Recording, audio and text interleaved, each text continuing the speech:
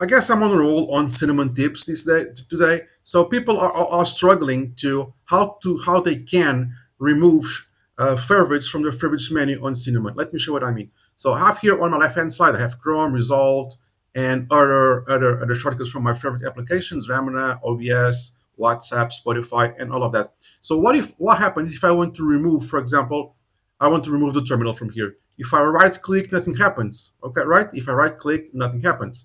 But if I search terminal here, I see the terminal. I can right click and remove from favorites, and it's gone.